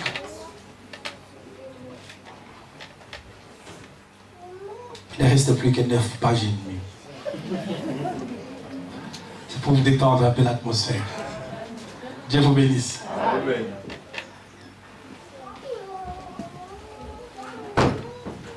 Or, Dieu à ce stade de sa création forma plus tard dans la chair Jésus à partir de quoi? À partir du grand esprit du commencement. Puis cela devint parole, comme on avait dit, alors qu'il commençait à se manifester. La parole ne se fait pas encore. Il dit, elle est simplement prononcée. Il dit, en morphe, plus tard. Il devient chair en Jésus-Christ, mortel, pour goûter à la mort, pour nous tous pécheurs. Amen. Parce que comme je vous ai dit, à quoi ça sert si, après votre vie ici, si vous entriez dans la théophanie, si on pouvait encore mourir là, ça ne sert à rien. Mais la théophanie ne meurt pas. Amen. Et Jésus, s'il était resté dans la forme théophanie, il n'allait pas mourir. Amen. Il devait prendre la chair humaine pour goûter à la mort. Amen. Pour goûter à la mort. C'est ça le but. Goûter à la mort. Et étant donné que la mort est entrée par une femme, Dieu a relevé par la postérité de la femme, par la chair humaine, la chair de la même nature. Parce que c'est là que le diable devait aller planter son aiguillon. Amen. L'aiguillon de la mort devait aller être planté là. Comme ça qu'il a fait cette condescendance jusqu'au niveau de la chair. Et Frère Madame dit, maintenant, la différence entre lui et vous, la différence entre lui et vous, en tant que fils, vous voyez, il était au commencement la parole, un corps, en morphe. Il est entré, il a vécu dans la personne de Melchisédek. Et depuis plus tard, nous n'avons plus jamais vu entendu parler de Melchisédek. Parce qu'il est devenu Jésus-Christ. Il dit Melchisédek était le sacrificateur. Mais il est devenu Jésus-Christ. Or, vous avez contourné cela. Amen. Vous avez contourné cela. Ce processus-là, nous l'avons contourné. Et si on ne l'avait pas contourné, l'attribut du Sauveur n'allait jamais se manifester. Amen. Parce qu'il est un sauveur. Amen. Jéhovah Jireh a pourvu d'un sauveur. Il n'allait jamais pourvoir un sauveur. Et pourvoir à tous vos besoins dans la vie, le besoin a été créé pour que tu tournes les regards vers lui. Tu ne crois pas, tu ne comprends pas pourquoi il y a une telle pression à un certain moment dans ta vie. C'est juste pour te dire, c'est maintenant ou jamais le moment que tu dois tourner les regards vers lui. Amen. J'aime bien cela, frère. Un besoin créé dans un but. Amen. Il dit, la femme tournera ses désirs vers l'homme. L'église, l'épouse, tournera ses besoins vers Christ. Quand la pression devient maximale, tu as un endroit où tu peux tourner tes regards. C'est vers lui. Amen. Tu dis pourquoi moi? Pourquoi moi? Parce que Dieu a confiance. Il a confiance qu'il peut manifester sa parole à travers quelqu'un qui a la foi. Amen.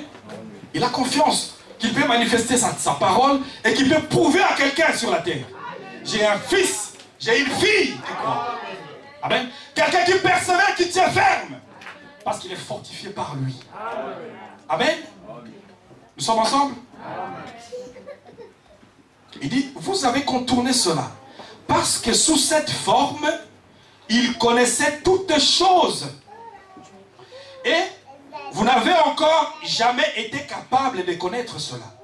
Vous êtes venus, comme Adam, comme moi. Vous avez passé de l'attribut à la chair. Amen. Vous êtes passé directement de l'attribut, de sa pensée, à la chair. Et vous avez contourné la théophanie. Parce que là, on connaît toutes choses. C'est pour ça que Jésus connaissait toutes choses. Et il connaissait tout. Parce qu'il était la parole. Et vous savez, pour que vous puissiez être quelqu'un qui connaisse, il faut que vous vous rapprochiez le plus possible de la parole. Vous savez ça? Une personne qui soit capable de discerner, qui soit capable de comprendre, plus vous allez vous rapprocher de la parole, plus vous avez une forme de sagesse que le monde ne comprend pas. Amen. Amen. Plus vous allez vous éloigner de la parole, vous êtes dans une forme animale. Amen. Parce que la parole connaît toutes choses. La parole discerne tout. Et la parole saisit tout. Et parce que vous l'avez contourné, vous êtes là éloigné. Éloigné de la connaissance véritable. Prenez une personne qui est là et qui peut méditer, qui peut rester dans la présence du Seigneur. Regardez comment le Seigneur va se rapprocher de toi. Et sentez s'il y a un moment dans la vie où tu as de l'énergie sans ce moment-là. Où tu peux tout défier sans ce moment-là. Où tu peux tout regarder comme si de rien n'était sans ce moment-là. Rapprochez-vous de la parole de Dieu. Amen. Il dit, nous ne sommes pas encore jamais devenus. Non, c'est pas là. Il dit. Il dit, vous aviez été premièrement dans la pensée. Vous voyez, vous êtes pour passer par la tentation. Pour passer par la tentation, vous avez dû contourner la théophanie. C'est dans le but. Autrement, vous ne seriez pas tombé. Vous avez dû descendre ici, dans la chair, pour être tenté par les péchés. Alors, il dit, tout ce que le Père m'a donné viendra à moi. Et je les ressusciterai au dernier jour. Vous voyez? Vous devriez être d'abord, vous deviez être là d'abord. Alors, vous voyez, il est descendu suivant la ligne habituelle, allant de la tribu. Bon, voilà, 3 points. Il y a une ligne qui est obligatoire, par laquelle nous passons. Amen. Vous êtes là? Il y a une ligne par laquelle nous sommes passés. Et tous, on est passé par là. Mais vous devez savoir une chose. Vous êtes tombés. Sachez que si vous étiez dans la pensée de Dieu, vous ne serez jamais perdu. Parce qu'il dit, tout ce que le Père m'a donné, ils viendront. Vous allez écouter la parole et vous allez vous identifier à la parole. Amen. Ces choses-là, quand on parle, Il y en a, ils entendraient, ça ne leur dirait rien. Amen. Et pourquoi est-ce que certaines d'autres personnes aiment cela? Vous devriez vous poser la question. Pourquoi vous allez les entendre aujourd'hui? Et vous avez envie de les entendre le lendemain. Et vous avez peut-être envie de chercher à comprendre plus ce qui se passe. Amen. Parce que vous étiez là avant. Et Jésus est venu ici. Et tout ce que le Père lui a donné. Et tous ceux dont les noms sont écrits dans le livre de vie de l'agneau. Même pas un seul sera perdu. Amen. Il dit, je les ressusciterai tous au dernier jour. Mais en attendant, il y a un endroit de repos. Si vous pouvez mourir avant. Amen. Mais nous travaillons attendant ce jour-là. Ces glorieux jours où Jésus viendra. Frère Branham dit ceci. Alors, quand un homme naît,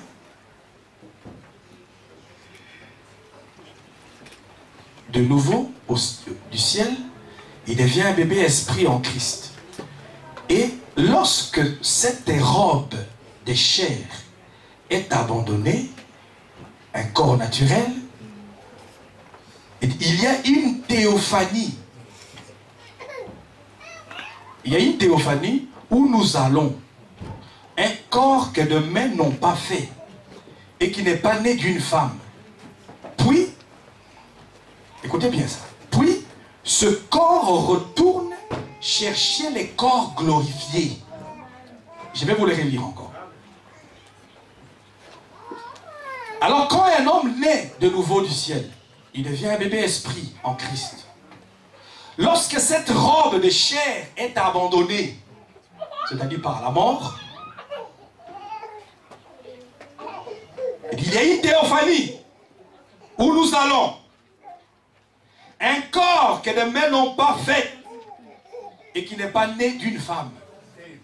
Amen.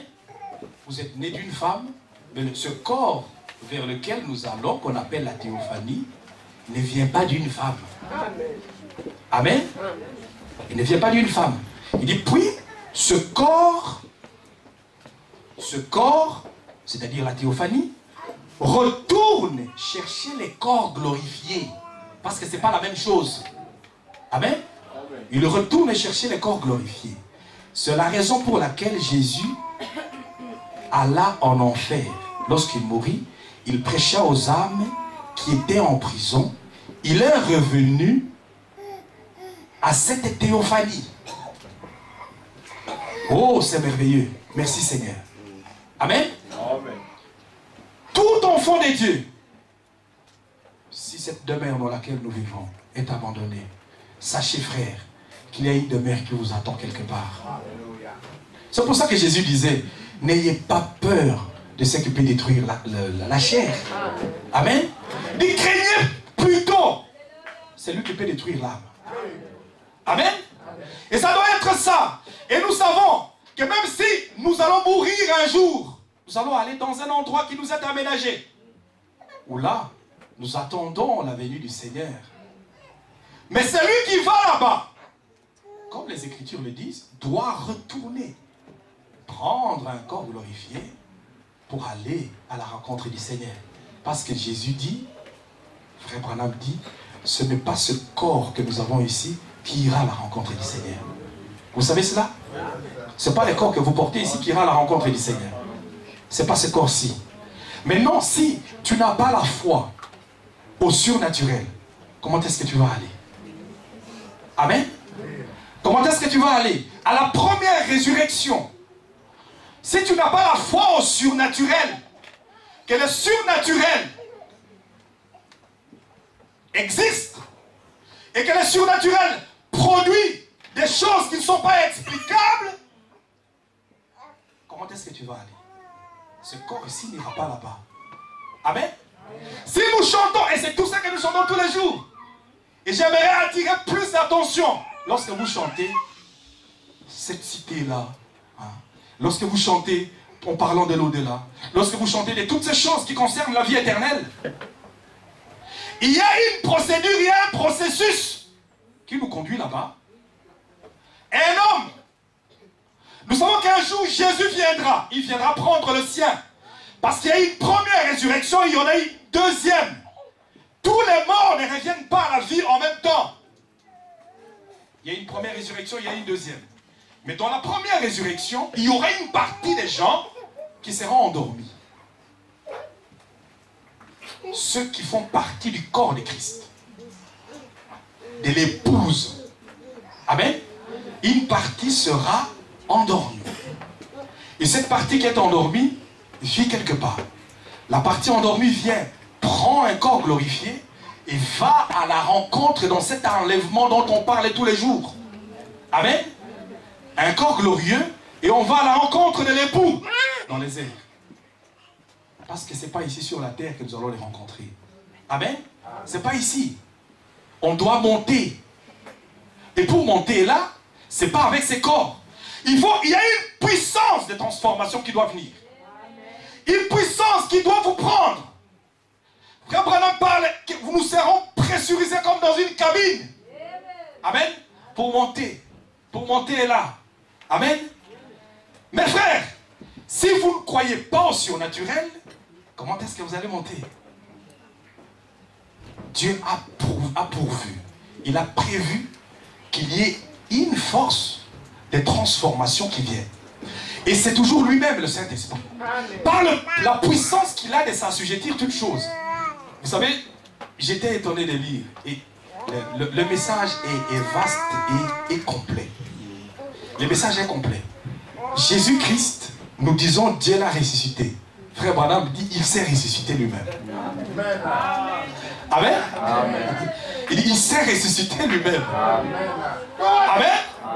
Parce que de toute façon Dieu c'est lui. Amen. Il est lui-même Dieu. Amen. Il est le Saint-Esprit. Et le Saint-Esprit qui produit la puissance des transformations, c'est ce même Saint-Esprit qui vous amènera dans la gloire. Amen.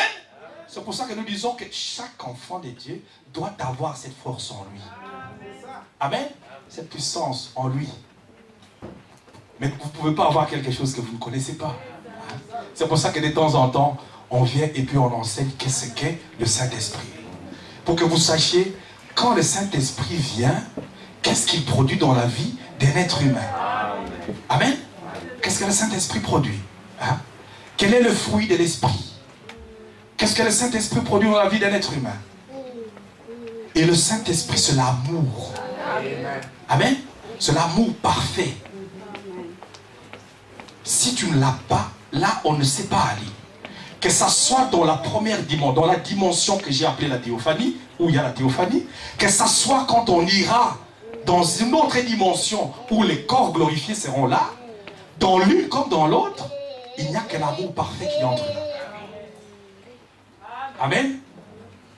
Nous sommes dans un monde civilisé, un monde moderne, un monde rempli de philosophie.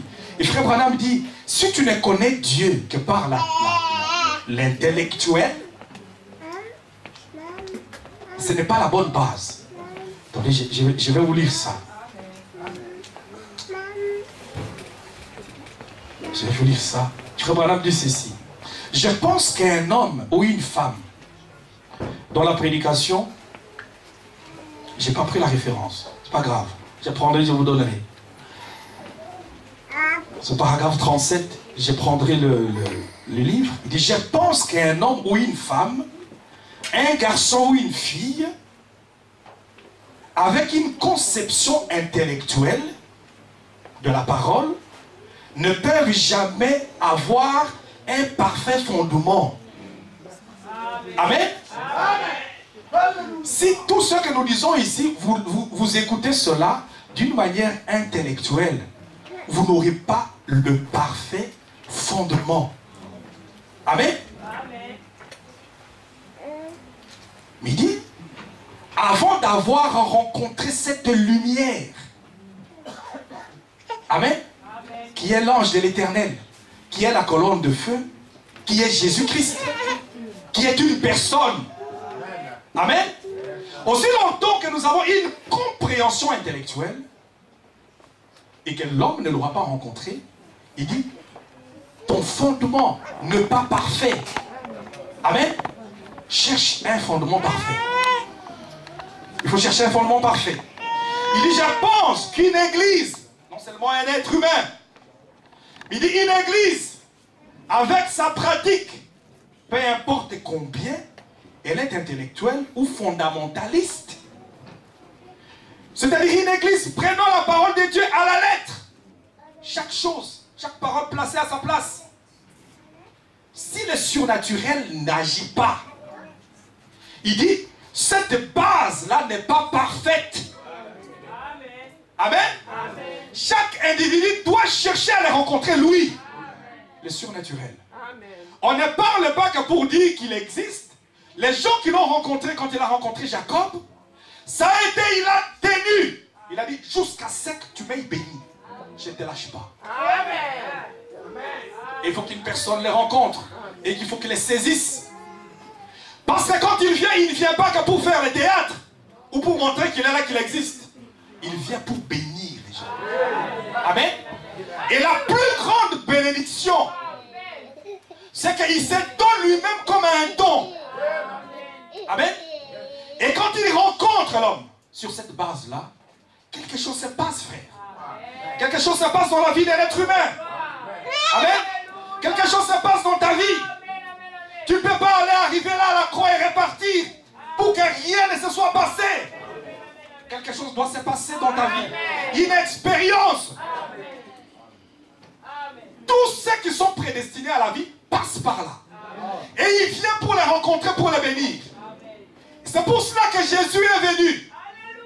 Il était, premièrement, comme un être au-dessus de nous. Après la plénitude dans la personne de Christ. Et maintenant dans l'église, une rencontre interpersonnelle. Où Dieu vivant dans l'homme, on sait ce qu'il produit en nous. Amen. Et vous avez en vous la puissance vivifiante. Amen. Et là, vous pouvez l'attendre. Et je parlais ici des enfants de Dieu qui avaient la puissance vivifiante dans l'Ancien Testament. En fait, Frère Branham dit, cette puissance est reposée même sur leurs os. Amen. Alors qu'ils étaient partis. Amen. Ils sont partis de l'autre côté.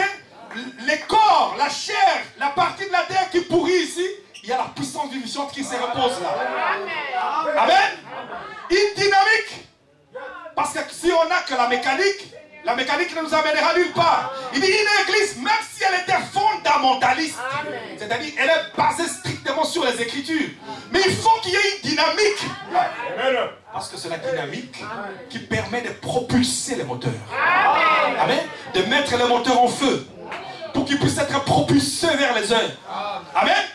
Et une personne doit strictement les rencontrer et savoir que lorsqu'il marche, s'il y a en lui une voix qui puisse lui parler. On a parlé de tout ça aussi au cours de la semaine. Quand il est avec toi, il te parle, tu lui parles, il te parle. C'est une communication. En fait, il y a un être qui est là, avec lequel tu parles. Amen. Et c'est un être surnaturel. C'est pas que l'histoire de l'église, frère. Mais ayez confiance en Dieu. Faites-lui confiance. Amen. Cette église ne peut jamais prospérer.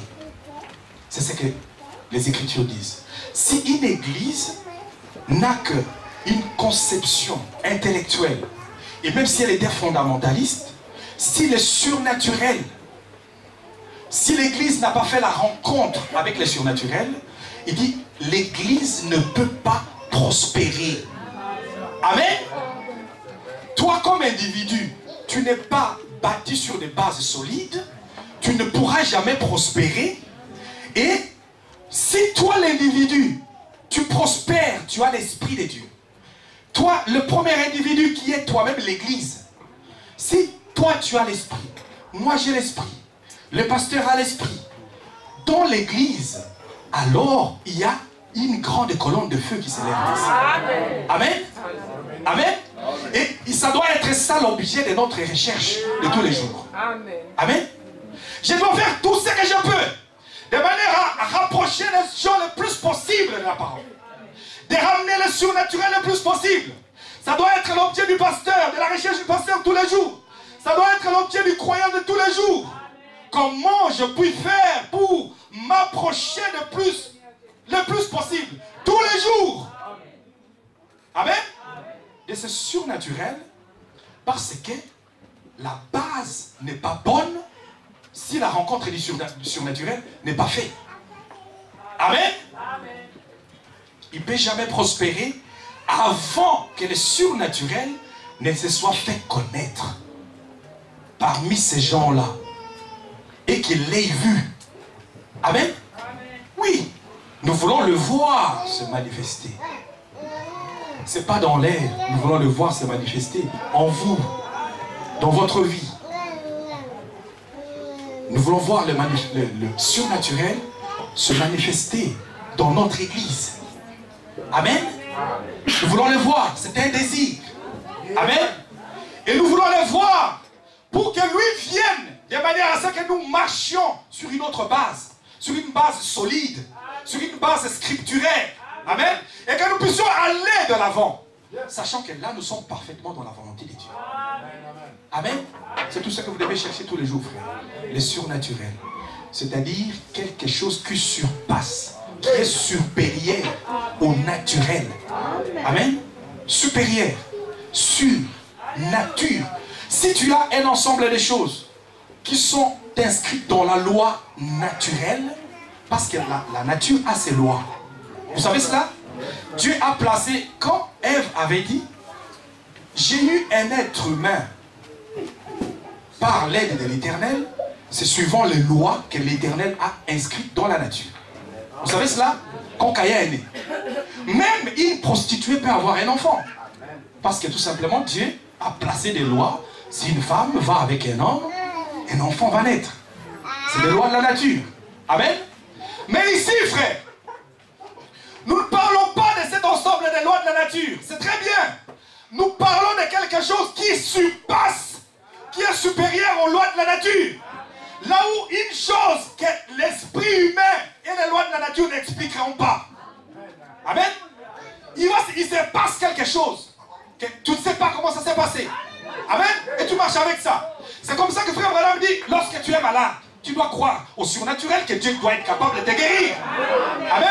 Parce que si tu ne crois pas, alors que la loi de la nature va te dire quelqu'un peut-être qui a attrapé un cancer ou qui a le sida va mourir, mais il y a une loi surnaturelle, il y a un processus surnaturel qui prendra le relais pour qu'une guérison spontanément se produise.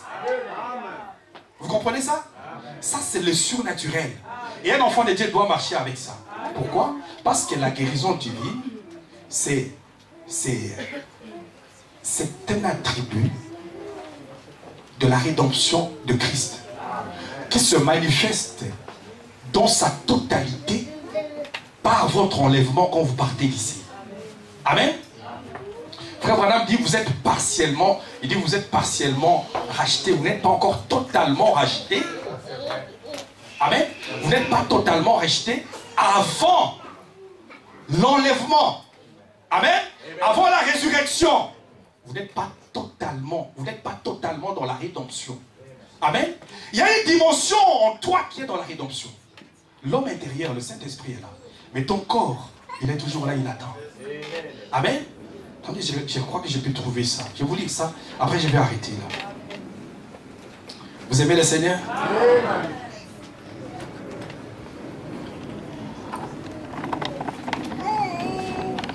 Dans la prédication, la plénitude de l'adoption.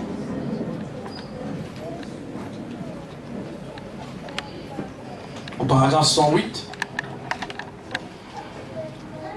frère Madame dit, nous attendons la plénitude de l'adoption. Quand cela va-t-il arriver? Quand est-ce que cela va arriver? Il dit c'est à la première résurrection. Amen. Aussi longtemps que la première résurrection n'aura pas eu lieu, la plénitude de l'adoption n'a pas eu lieu. C'est alors que nos corps seront changés en quittant l'état de ces viles créatures que nous sommes et nous aurons un corps semblable à son propre corps glorieux. car nous le verrons tel qu'il est.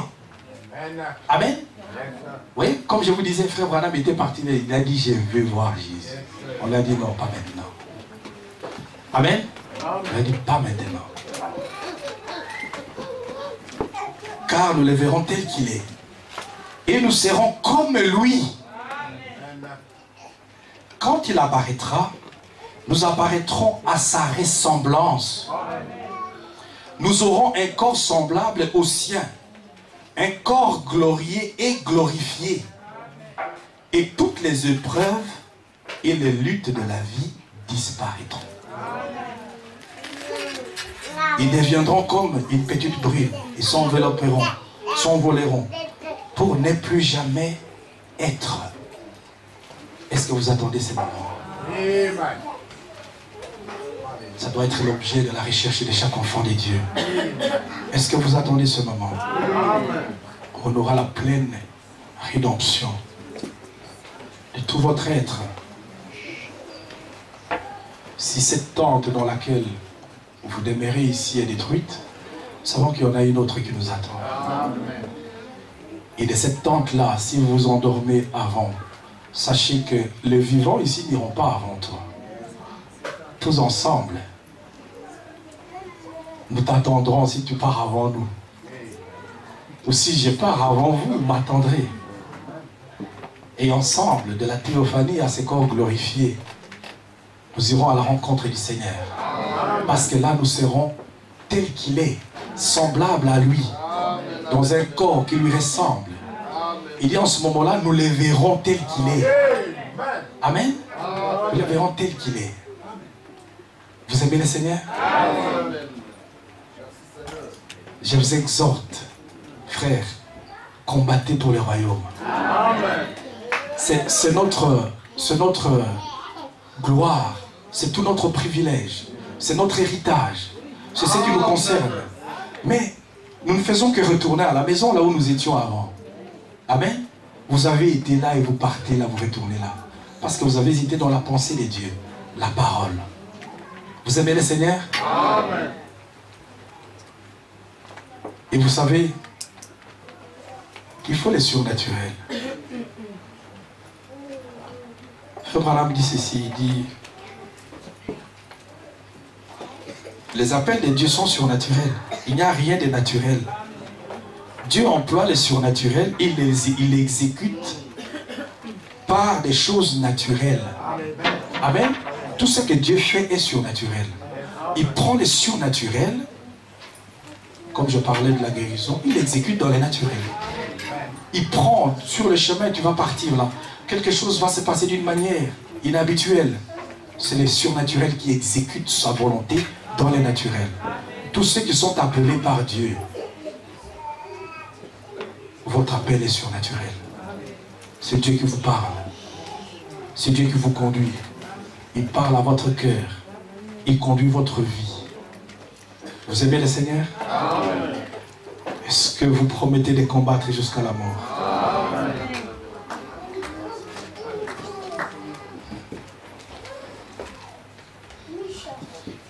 Restez accrochés à la parole. Et nous savons, nous voyons les signes du temps.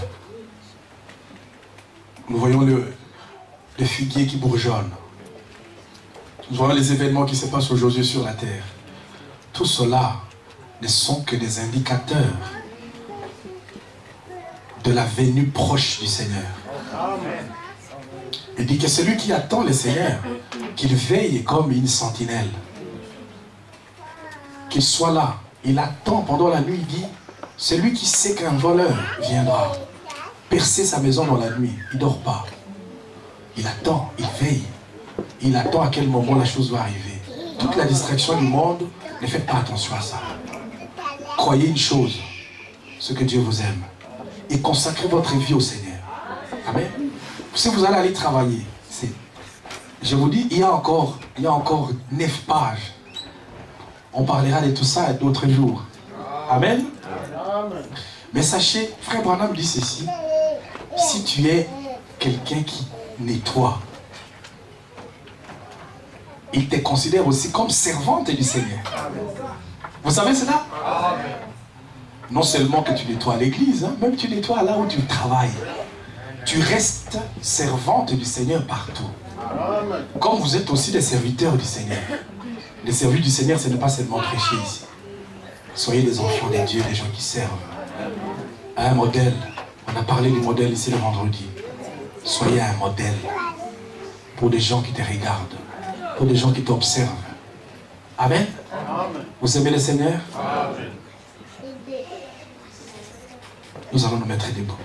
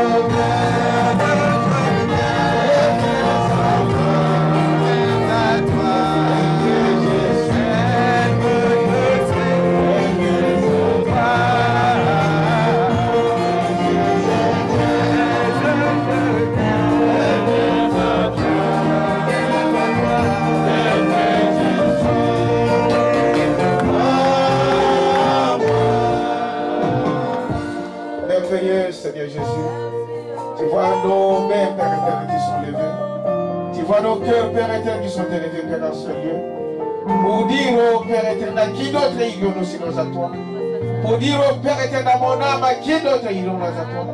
Voilà pourquoi nous venons à toi, Seigneur, tel que nous sommes, tel que je suis. Prends-moi, oh Jésus. Oh, prends-moi, Père éternel. Élève mon âme au-delà du surnaturel. Et que je ne puisse pas voir qu'elle est naturelle, mais que je puisse voir qu'il y a un surnaturel quelque part. Qu'il y a un surnaturel qui agit dans les secrets. Il y a un surnaturel qui conduit l'âme. Il y a un surnaturel qui guérit l'âme. Il y a un surnaturel qui agit, oh, même dans le silence. Oh, Père éternel, nous te remercions, Seigneur, ce soir, pour cette parole. Nous savons, Père éternel, que les combats que nous menons, ce n'est pas un combat contre les hommes. Ce n'est un combat contre nos frères ni sœurs, mais c'est contre les esprits, contre les démons, contre les princes de l'air. Mais nous savons qu'ils ont échoué, parce que ces jours-là, Jésus a payé le prix pour chacun de nous. Voilà pourquoi, Seigneur, nous t'acclamons, oh Dieu. Nous te remercions, Père éternel, parce que la victoire t'appartient. Et mets de l'amour et la parole dans nos âmes. Et quand tu m'as enseigné, Père éternel, que nous puissions dire Dieu nous a parlé. Et mets dans nos cœurs, Père éternel, le désir de prier les uns pour les autres. Mets dans nos âmes, Père éternel, l'amour et la parole. Cet amour qui ne soupçonne pas le mal, mais qui supporte son frère. Nous te prions, Père, que tu puisses bénir notre bien-aimé par qui tu nous as encore parlé ce soir. Et de bénir tous nos visiteurs, tous nos frères et sœurs qui sont venus enseigner, toute l'église à Gapao Tabernacle, tous tes enfants, Père éternel, qui prennent leur temps, qui prennent leur minute pour prier pour cette église, que tu puisses les bénir. Parce que ta Bible dit que c'est toi qui as commencé et c'est toi qui l'amèneras jusqu'au bout. Et tu ne nous as pas appelés pour la mort, mais tu nous as appelés pour la vie. Reçois nos acclamations, Seigneur Jésus. Reçois nos honneurs, mon Dieu. Et que tu puisses bénir, Père éternel, tout ce que nous avons demandé ce soir. Seigneur, je te prie particulièrement pour ma sœur Nadine et son mari qui ont 10 ans de mariage. Tu les as donné de bons enfants. Tu les as donné la bonne santé. Merci, tu les as gardés jusqu'à avoir 10 ans. Tu les garderas encore jusqu'à ces 10 ans. Qui dit que tu reviens. Puisse-tu, Père éternel, les bénir, et bénir les avoirs, bénir les projets, bénir les enfants, Père éternel. Bénis aussi les filles qui viennent d'avoir aussi ces 6 ans, 26 ans, sachant que, Père éternel, c'est toi qui l'as gardé jusqu'à ce jour. Nous croyons que tu le feras encore jusqu'à ce que tu reviennes. Que tu nous baptises du Saint-Esprit, que tu lui remplis, Père éternel, de ton amour, et que chacun de tes enfants, Père, qu'il réside dans ce cœur, dans son cœur et dans cet endroit, que tu puisses les donner. Parce que tu as dit le Saint-Esprit, tu nous promesses que tu as promis à tes enfants. Sois béni, sois glorifié, Père éternel.